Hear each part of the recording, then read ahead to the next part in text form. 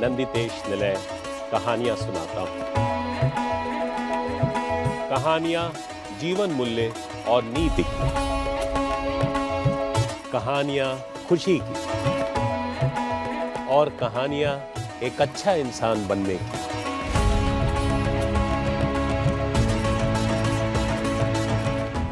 नमस्ते, खुश रहिए। कहानियों की श्रृंखला में एक नई कहानी के साथ आपके समक्ष हाजिर हूं। इस कहानी का शीर्षक है द थ्योरी ऑफ ऑपोजिट। जी हाँ, इस कहानी में ऑपोजिट की बात हुई। ये जो आप पार्क देख रहे हैं, कुछ ऐसा ही दृश्य था उस दिन जब वेद इंतजार कर रहे थे बड़े भाई की तरह। उनके एक दोस्त बन गए थे धाकड़ का इंतजार कर रहे थे वो। वेद धाकड़ के साथ पार्क में कुछ भी खेलते रहते थे। उस दिन जब धाकड़ आते हैं तो उनके साथ एक फुटबॉल आता है और वो फुटबॉल उछालते हैं वेद की तरफ। वेद उस फुटबॉल को जैसे ही पकड़ते हैं, कोई फुसफुसाता है।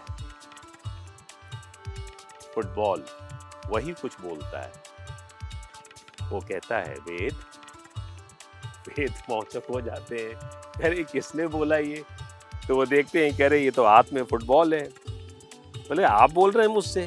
तो फुटबॉल कहता है हाँ, मैं ही तो बोल रहा हूँ, मेरा नाम प्लूटो है, प्लूटो।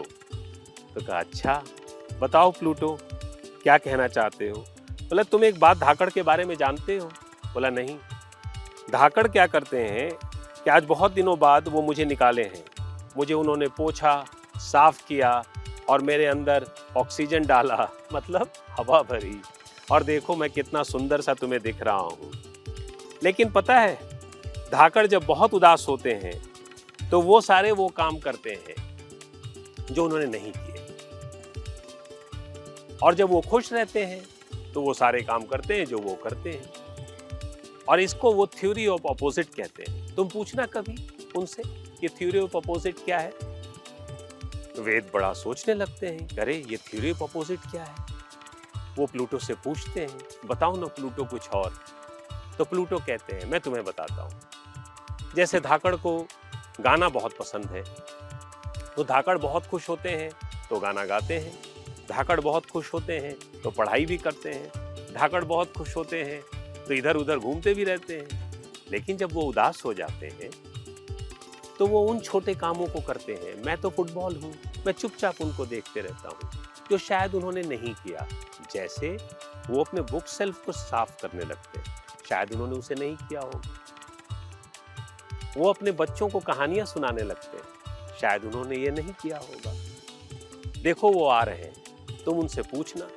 और तब तक वेद फुटबॉल धाकड़ की ओर उछालते हैं। धाकड़ के जब हाथ में फुटबॉल आता है, प्लूटो आते हैं, तो फुटबॉल छींकता है।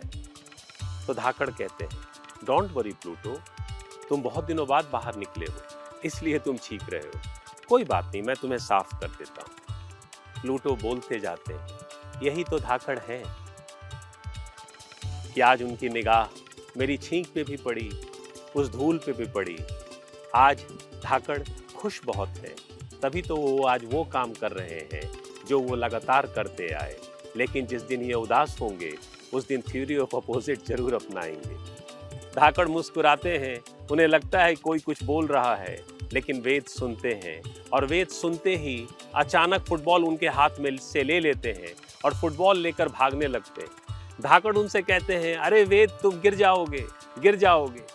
वेद कहते हैं अरे अंकल, थ्योरी ऑफ अपोजिट सब कुछ है मेरे साथ। मैं गिर भी जाऊंगा तो क्या हुआ, मैं बहुत दिनों से दौड़ा नहीं हूँ अंकल, पढ़ते पढ़ते परेशान हो गया हूँ, थोड़ा उदास हूँ। आज मैं दौड़ना चाहता हूँ इस प्लूटो के साथ। और इस तरह वे दौड़ते चले जाते हैं। उस दिन प्लूटो भी खुश थे कि कई दिनों बाद वो बाहर आए। वेद भी खुश थे कि पढ़ाई छोड़ के कई दिनों बाद वो चुपचाप फुटबॉल लिए दौड़ रहे थे। आप भी अपनी जिंदगी में अपनाइएगा थ्योरी ऑफ अपोजिट, शायद आपके काम आए। जब आप उदास हो तो वो सब काम करिए जो आपने नहीं किया। बहुत छोटी छोटी चीजें होती हैं जो हम जीवन की आपाधापी में भूल जाते हैं। और फिर हम मिलते हैं फिर नई कहानी के साथ। तब तक आप थ्योरी ऑफ अपोजिट तो अपनाइए ही, और उस अपोजिट के साथ वो खुशियां ढूंढिए जो खुशियां हम और आप अपनी जिंदगी में थोड़ा बहुत खो रहे हैं। नमस्ते, जय हिंद, जय भारत।